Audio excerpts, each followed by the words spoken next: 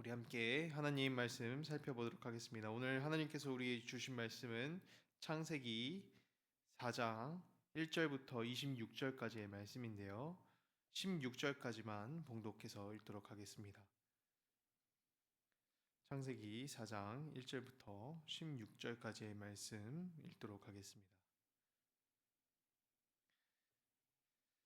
아담이 자기 아내 하와와 동침하니 아내가 임신하여 가인을 낳았다. 하와가 말하였다. 주님의 도우심으로 내가 남자아이를 얻었다.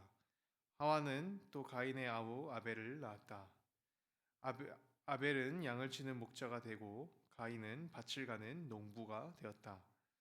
세월이 지난 뒤에 가인은 땅에서 거둔 곡식을 주님께 제물로 바치고 아벨은 양떼 가운데서 맛배의 기름기를 바쳤다.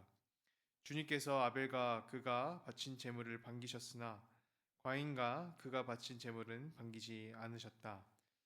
그래서 가인은 몹시 화가 나서 얼굴빛이 달라졌다. 주님께서 가인에게 말씀하셨다. 어찌하여 내가 화를 내느냐?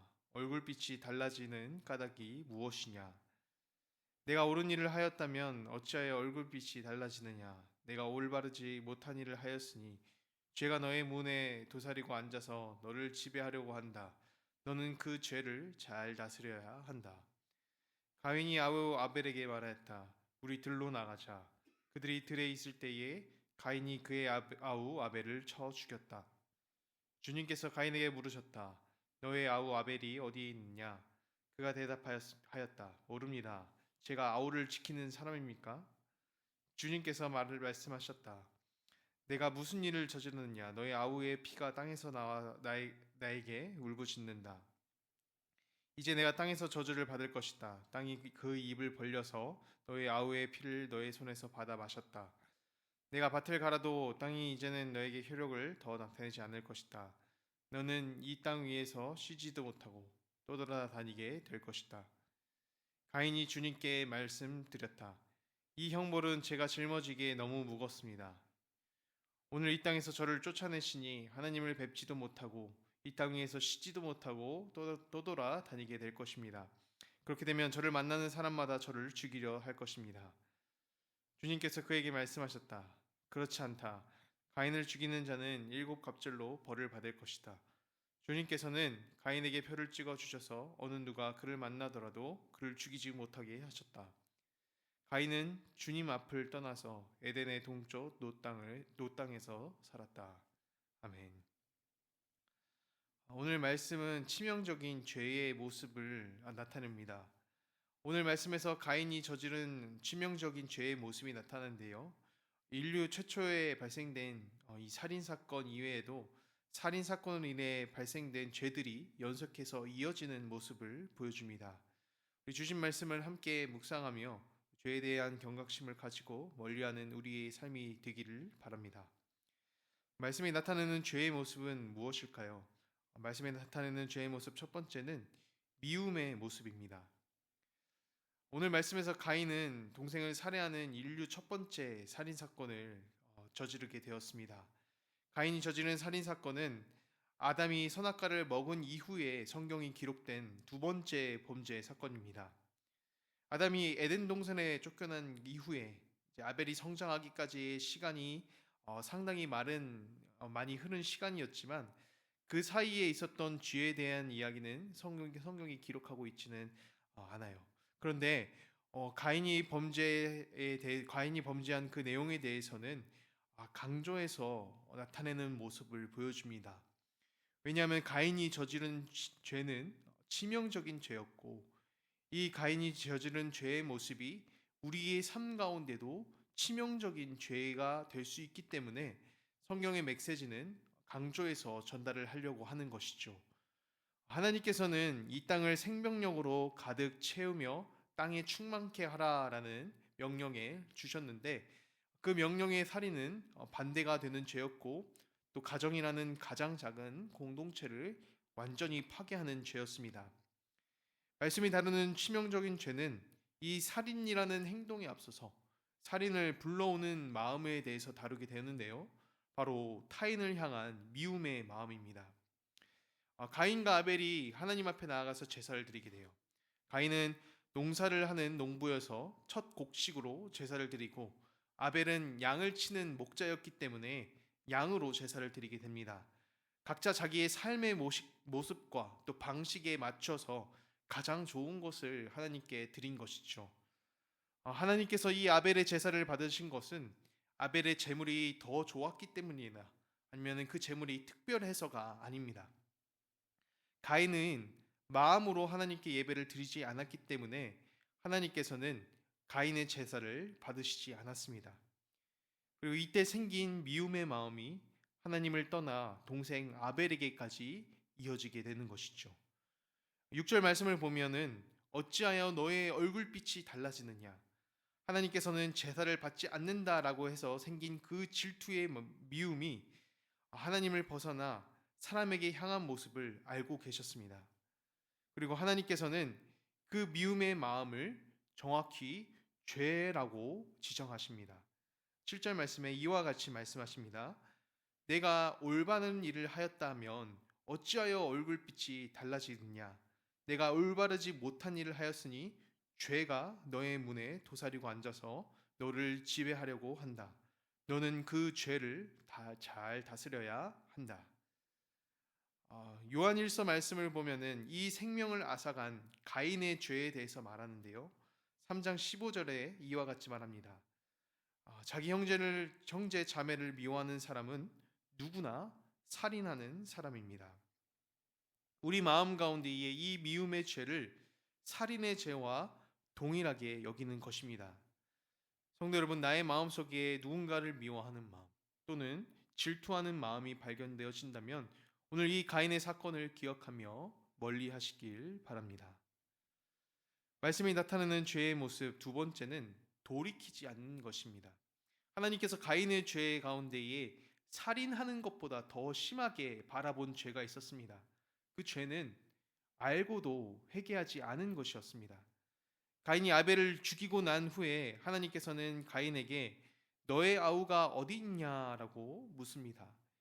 이는 아벨의 행방을 알지 못한 하나님께서 가인에게 어디 있는지를 묻는 것이 아닙니다.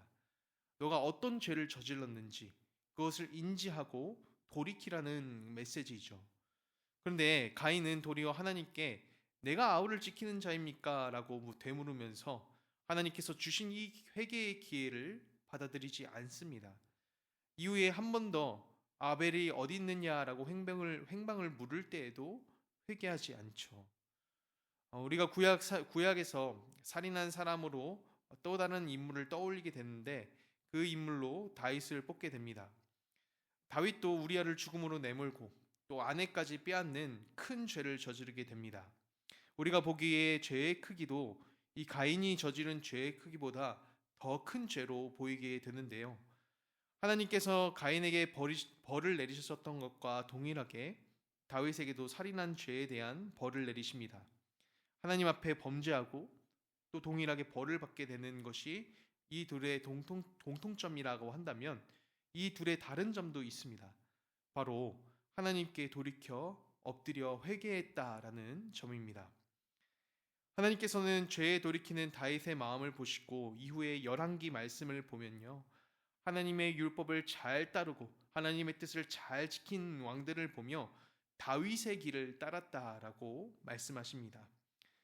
하나님의 뜻을 따라 신앙의 길을 잘 걸어간 대표 명사가 다윗이 된 것이죠. 무엇이 가인과 다윗의 차이를 나타냅니까? 바로 회개입니다. 주님을 배신했던 베드로와 유다 역시 차이를 나타내는 것이 바로 이 돌이킴입니다. 가인이 이 땅에서 추방되는 모습을 보면서 하나님께서는 때로는 가혹하시다라는 생각을 가지게 됩니다. 그러나 말씀의 내용을 잘 살펴보면 하나님께서 가인을 쫓아내셨다라는 내용이 없습니다. 우리 마지막 16절 말씀인데요. 이렇게 나타내고 있습니다. 가인은 주님 앞을 떠나서 에덴의 동쪽 노 땅에서 살았다. 가인 스스로가 하나님을 떠나서 노 땅에 거주하였다라고 말합니다. 가인이 원래 살던 곳에서 쫓겨났다라고 해서 그곳에 하나님이 계시지 않는 것은 아니죠. 하나님께서는 장소가 또 나라가 어느 곳이 되었던 함께 하실 수가 있습니다. 그러나 가인은 끝까지 돌이키지 않고 하나님이 없는 듯이 그 삶을 살아갔습니다. 하나님께서는 우리 죄 가운데에 돌이킬 마음을 주십니다. 돌이킬 기회도 주시죠. 그리고 탕자를 맞이하는 아버지와 같이 회개하여 마음을 돌이키는 자녀에게 사랑과 은혜를 베푸십니다. 성도 여러분, 우리 가운데에 회개할 마음과 죄의 모습이 있다면 하나님께 돌이켜 회개하며 하나님의 사랑과 은혜 안에 거하시는 성도 여러분들이 되시길 바랍니다. 말씀을 정리합니다. 오늘 성경이 보여주는 이 가인의 죄 가운데는 우리가 짓게 되는 근본적인 죄의 모습이 담겨져 있습니다. 이 정도 제사면, 내가 이 정도 드리면 하나님께서 만족하시리라 스스로 생각하고 판단한 교만의 마음부터 미움과 질투의 마음으로 살인의 죄까지 이어진 것을 보며 우리의 작은 죄의 마음도 큰 죄로 이어질 수 있다는 것을 깨닫게 됩니다. 마지막으로 우리의 죄를 알고도 돌이키지 않는 것은 결국 하나님을 떠나게 만든다라는 것을 보게 됩니다. 오늘 이 말씀이 보여주는 이 치명적인 죄의 모습을 멀리하며 반대로 하나님을 가까이 함으로 오늘 하루도 살아가는 성도의 이름이 되기를 주님의 이름으로 축원드립니다. 우리 함께 기도하도록 하시겠습니다. 하나님 아버지, 우리를 사랑하시는 하나님의 사랑을 떠올리며 오늘 하루를 살아가게 하시옵소서. 우리의 마음 가운데 작은 죄의 모습이 있다면 자각하게 하시고 또 다른 죄의 모습으로 이어지지 않도록 우리의 믿음을 온전히 지켜 주시옵소서. 하나님, 주님 앞에 회개의 마음으로 나아갑니다. 나는 괜찮다라고 생각을 하고 품은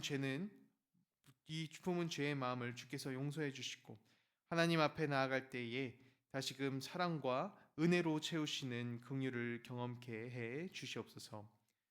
몸이 아프고 연약한 성도를 주님께서 기억하시고 하나님 앞에 나아가 간구할 때에 아픔을 겪고 있었던 문제와 상황이 치유되며 위로받을 수 있도록 주님께서 각 지체를 돌보아 주시옵소서.